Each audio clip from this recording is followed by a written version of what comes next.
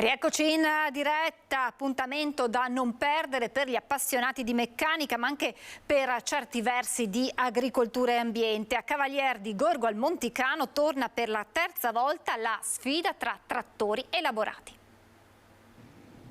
È uno sport che coniuga la meccanica e l'agricoltura. È il tractor pooling, che sabato prossimo torna anche nella Marca con una data del campionato italiano. Parte da lontano, parte dal Canada, quando gli agricoltori sfidavano e provavano la forza dei loro cavalli trainando dei tronchi. Poi con il tempo, con l'evoluzione agraria si è evoluta.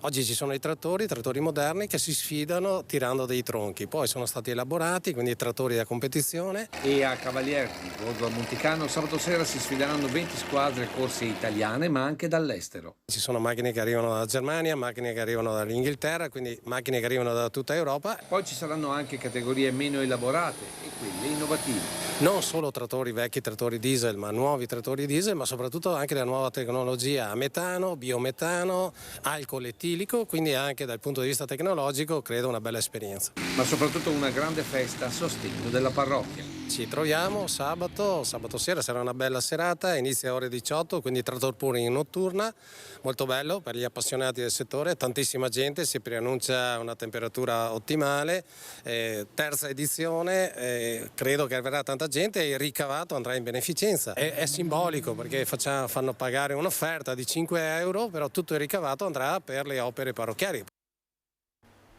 E adesso vediamo con il generale Giancarlo Iannicelli che tempo ci aspetta per i prossimi giorni. Dopo un passaggio del sistema perturbato che ha provocato nelle ore scorse qualche precipitazione, anche localmente qualche temporale, un po' di pioggia che tutto sommato ben accetta in questo periodo, si è ristabilizzata di nuovo un'area di alte pressioni. È ben evidente sulla carta del tempo, vedete un'alta pressione con valori piuttosto alti che interessa quasi tutto il nostro paese e tutte le nostre zone.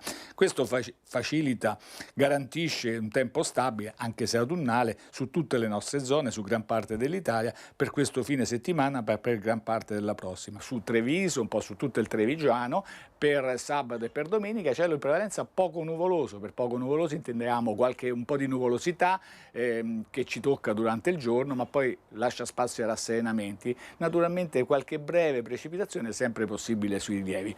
Un tempo stabile tutto sommato ci accompagnerà anche la prossima settimana, con degli annuvolamenti che temporaneamente potranno essere più intensi. Un peggioramento diciamo più significativo potremmo averlo per fine settimana, intorno a venerdì, sabato, ma anche questo peggioramento sarà veloce, quindi rilascerà poi spazio di nuovo al tempo stabile, ma questo lo confermeremo. Intanto i venti sono deboli, di direzione variabile, le temperature sempre al di sopra della norma, le minime 17-19 gradi, le massime non toccano i 30 gradi, però già per domenica potremo raggiungere i 29 gradi.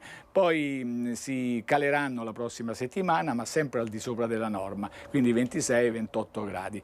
Per finire l'Alta Adriatica è previsto poco mosso. È tutto.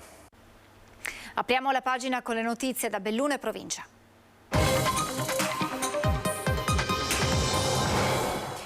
In primo piano una notizia giunta proprio pochi istanti fa, ancora frammentarie le informazioni, un incidente in Alpago, vittima un bambino di 7 anni che sarebbe stato, ma il condizionale d'obbligo, investito mentre si trovava in sella alla sua bicicletta. Il bimbo è stato soccorso ed è lì trasportato con Falco 2 all'ospedale di Treviso. Il caso Dolomitibus scuote la comunità bellunese, disagi a cascata per studenti e lavoratori da più di 48 ore. L'incubo sembra non finire. Si sta facendo tutto per risolvere la situazione, afferma il presidente della provincia che è socia dell'azienda di trasporto locale, e in quel tutto ci sono i nuovi autisti che la società è riuscita a reperire in Lombardia. Sta diventando intollerabile la situazione che si è venuta a creare nel trasporto pubblico bellunese dopo l'annuncio di Dolomitibus a meno di 12 ore dall'avvio del nuovo anno scolastico della cancellazione di decine di corse fra autobus e pullman di linea a causa della mancanza di autisti. Studenti e lavoratori lasciati a piedi dal capoluogo alle Terre Alte, dove ieri 25 studenti di Sappada non hanno potuto raggiungere la scuola a Santo Stefano.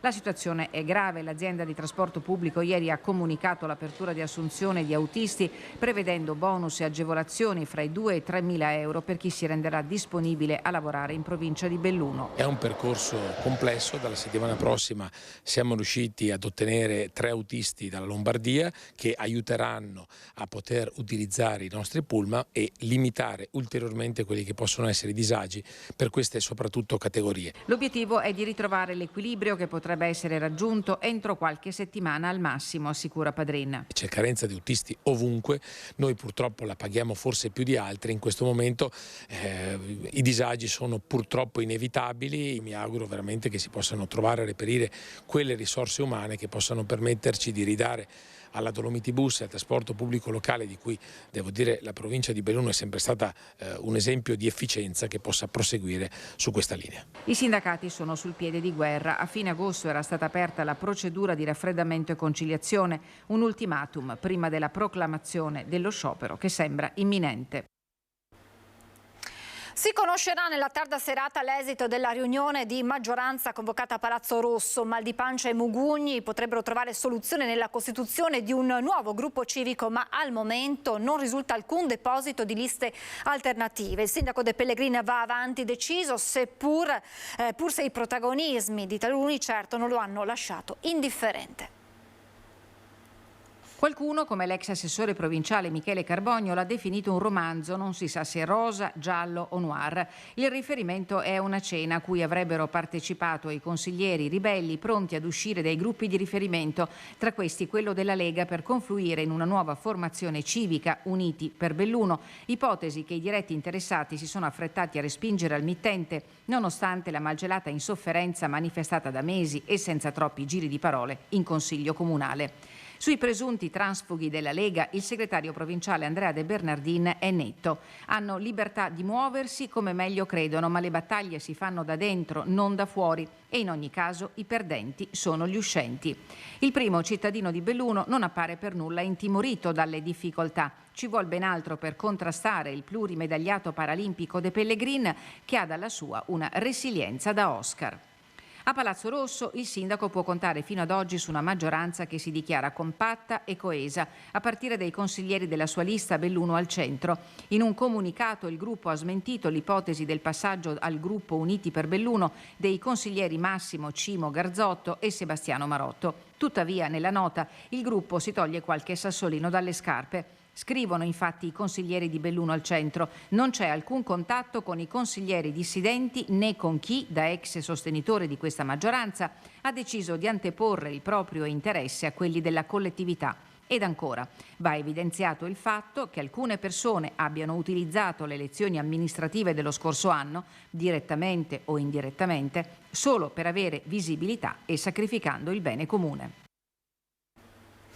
È stata rinviata la seduta del Consiglio provinciale convocata per discutere il documento sullo Sliding Center di Cortina 2026. La decisione è conseguente ad un incontro in videoconferenza con il commissario Luigi Valerio Sant'Andrea. Il Consiglio provinciale ha ritenuto perciò necessario acquisire ulteriori dati tecnici per approfondire la tematica che ieri è stata al centro del burrascoso tavolo tra Fondazione Milano Cortina e la società Infrastrutture Simico. Frattanto a Cortina la minoranza consigliare punta i piedi contro la giunta Lorenzi per i ritardi accumulati nella realizzazione del curling center allo Stadio del Ghiaccio. Un'interrogazione è stata presentata dal gruppo Sistema Cortina guidato dall'ex sindaco Gianpietro Ghedina. Il rischio, secondo l'opposizione, è che non si riesca a concludere l'opera vista la sovrapposizione di cantieri nella stessa area con esigenze che sembrano inconciliabili se non incompatibili.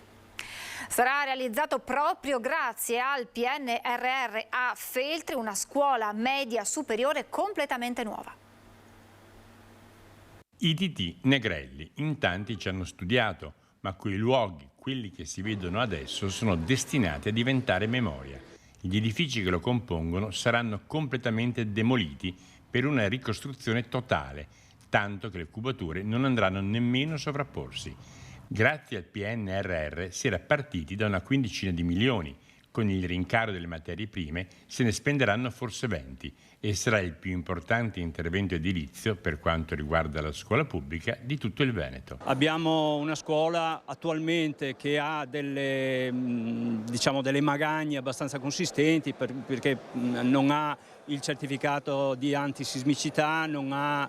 Poi abbiamo dei problemi molto forti perché i serramenti attualmente sono veramente decadenti, l'efficienza energetica non c'è assolutamente, quindi il dispendio attuale di questa scuola è veramente molto consistente, per cui è chiaro che avere una scuola all'avanguardia fa bene alla comunità, fa bene agli studenti, fa bene ai docenti, quindi a tutta la comunità scolastica sicuramente. L'inizio dei lavori è imminente e ci vorranno almeno un paio d'anni per arrivare a conclusione, con la speranza, come detto oggi, che almeno gli studenti attualmente nelle prime classi facciano in tempo a completare il loro ciclo di studi in quello che sarà il Negrelli del futuro. Quando si parte con una nuova scuola credo che l'importanza sia sotto gli occhi di tutti, perché è un investimento sul futuro, sui nostri ragazzi. Il finanziamento è statale, fa parte del PNRR, quindi direi che è una buona applicazione di soldi che arrivano dall'Europa per un investimento nel futuro. È tutto, vi lascio le previsioni del tempo, grazie per averci seguito e buona serata.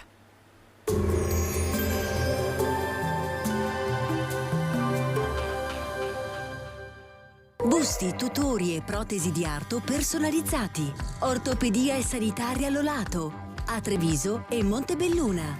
Lolato, soluzioni per star bene. Bentrovati al meteo. Previsioni per sabato 16 settembre. Il tempo si mantiene buono sul nostro territorio grazie alla presenza dell'anticiclone. Vediamo il dettaglio. Sul Veneto avremo un ampio soleggiamento con cielo sereno o poco nuvoloso. Da segnalare soltanto qualche nebbia mattutina in pianura e occasionali piovaschi pomeridiani sui rilievi. Temperature stazionarie o in lieve locale calo, minime sui 14-20 gradi, massime tra 24 e 28 gradi. Ci spostiamo ora sul Friuli Venezia Giulia. Anche in questo caso cielo in prevalenza poco nuvoloso, sulle prealpi nel pomeriggio sarà possibile qualche rovescio o temporale. Temperature minime tra 16 e 20 gradi, massime sui 26-27 all'incirca.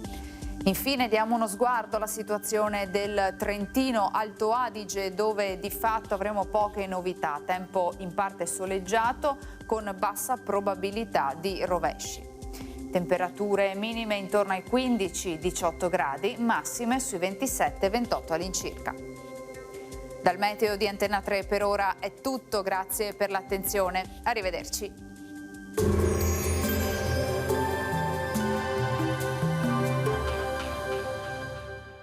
Entra nel mondo Lolato.